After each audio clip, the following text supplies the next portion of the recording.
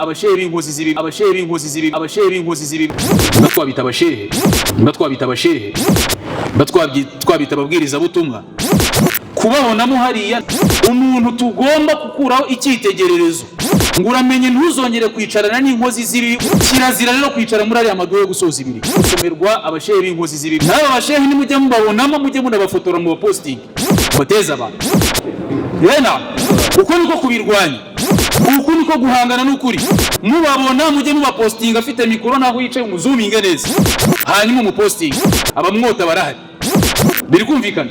So rero iki kintu kigomba gucika, byange bikunde kigomba gucika.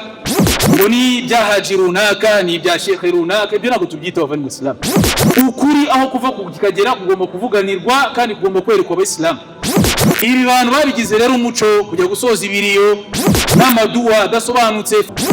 Kwako ndabihamya neza, wallahi uqsim billahi alazim, ndahamya mu izina rya Allah subhanahu wa ta'ala,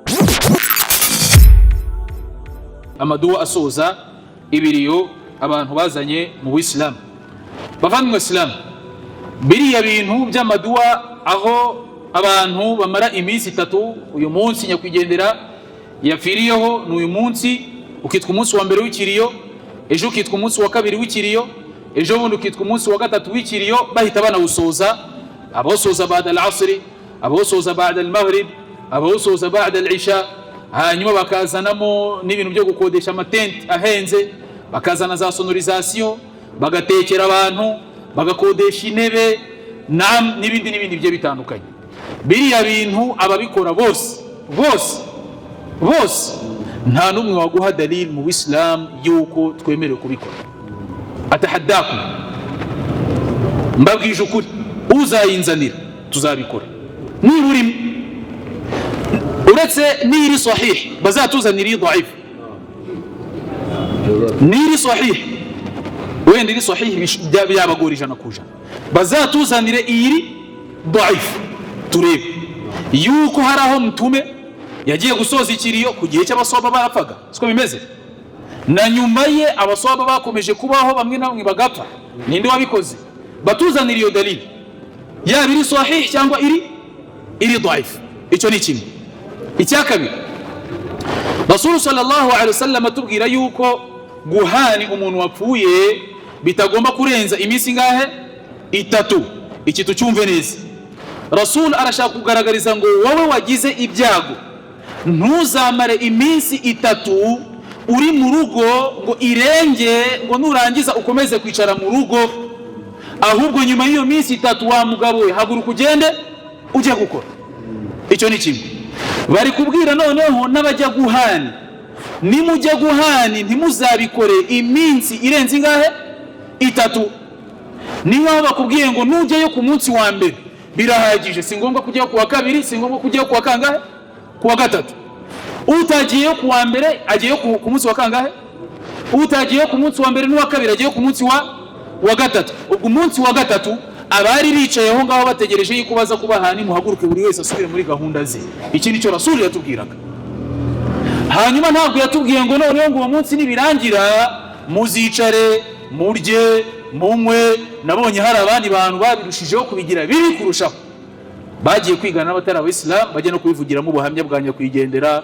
Twagira ngo tubabwire nyakwigendera rwose yari umuntu mwiza, yakundaga kwitanga mu musigiti, yari umuntu rwose wafashaga n'uriya mwana mubona hariya yize amashuri kubera nyakwigendera, sinzi bagatanga ubuhamya bwinshi. Ibi rero sinzi aho turimo turagana abavani mu Islam, sinzi aho turimo turagana. Iki kintu nta gushidikanya ni kimwe mu bintu abantu bamaze kuyoberamo. Iyo tuvuze kuyoba ntabwo ari ngombwa ngo wicare uvuga ngo ndasari ntanga sadaka, ariko hari ikintu kidari mu Islam ukora amanywa nijoro.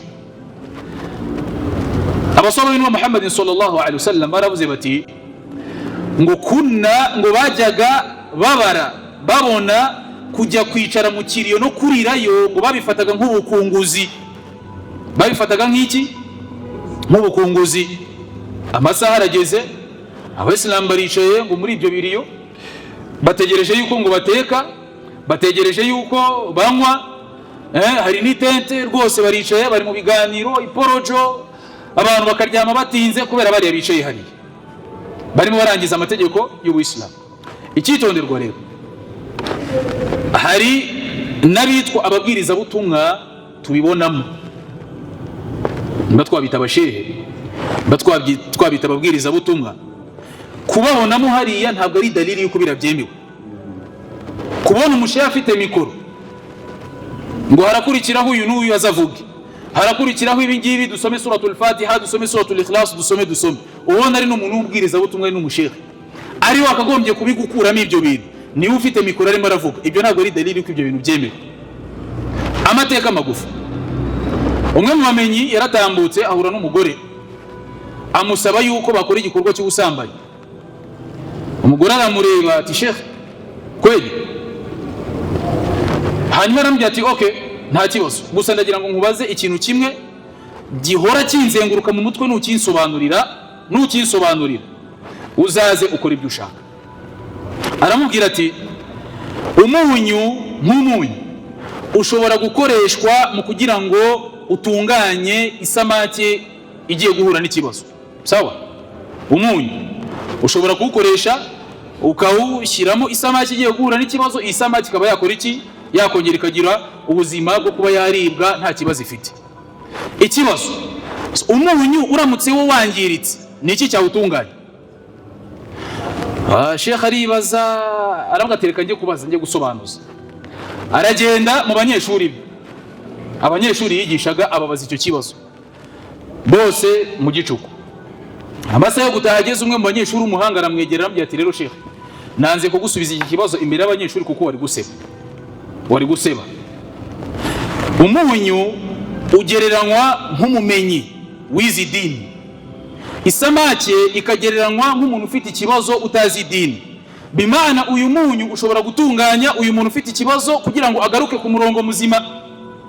Ariko se uyu munyu wo nuramuka wangiritse ninde uzawutunganya? Bimana uyu musheka naramuka yangiritse niki kizamutunganya? Arambya ati rero uyu mugani usomerwa abashehe b'inkozi z'ibibi cyangwa se abamenyi b'inkozi z'ibibi. Ati rero nanze gusobanura iki kintu imbere y'abandi banyeshuri kuko guseba. So ukibaza, umuntu tugomba gukuraho icyitegererezo cy'uko ari wadukura muri ayo mabi niwe uhagaze muri ibyo bintu byo gusoza ibiri, yo nayo maduwe gusoza ibiri.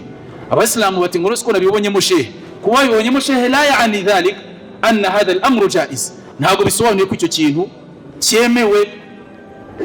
Ikindi cya kabiri, Allah muri Qur'an aratubwira ati wa idha ra'aita alladhina yakhuduna fi ayatina fa'arid 'anhum hatta yakhudu fi hadithin ghayr. Nuramuka ubonye abantu bicaye bari mu kwangiza amategeko y'Islam, jya ubatera umugongo wigendere, hatta yakhudu fi hadithin ghayr, kugeza ubwo bazahindura ibiganiro bakajya mu bindi biganiro byemewe.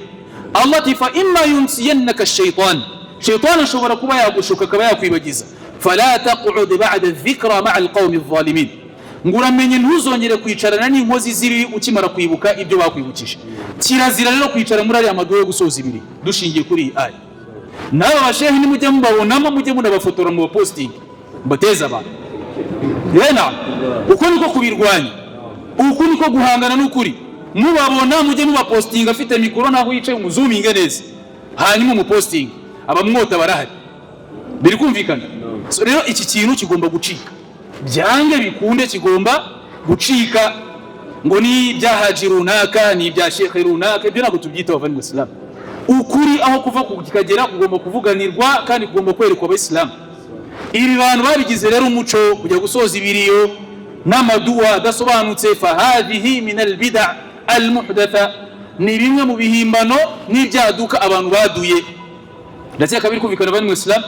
Rero kuba wabona yo shekhe runaka ngo turamwubaha ngo bashyire hanze, kwako ndabihamya neza, wallahi uqsim billahi alazim, ndahamya mu izina rya Allah subhanahu wa ta'ala n'abamarayika bicaye hanga bazambera abashahidi yuko abo bashehe n'abo bantu bakora ibyo ngibyo unamusabye hadithi ni dhaif y'ibyo bintu ko byemewe ntayo yaguha, nta niyo yabona. Allahumma ballaghtu, mana nyagasani ubutumwa mugeje ku bayisilamu, fashhad uzambera umuhamya. Subhanakallahumma bihamdik, nashhadu an la ilaha illa anta nastaghfiruka wa natubu ilayk. Assalamu alaykum wa rahmatullahi wa barakatuh.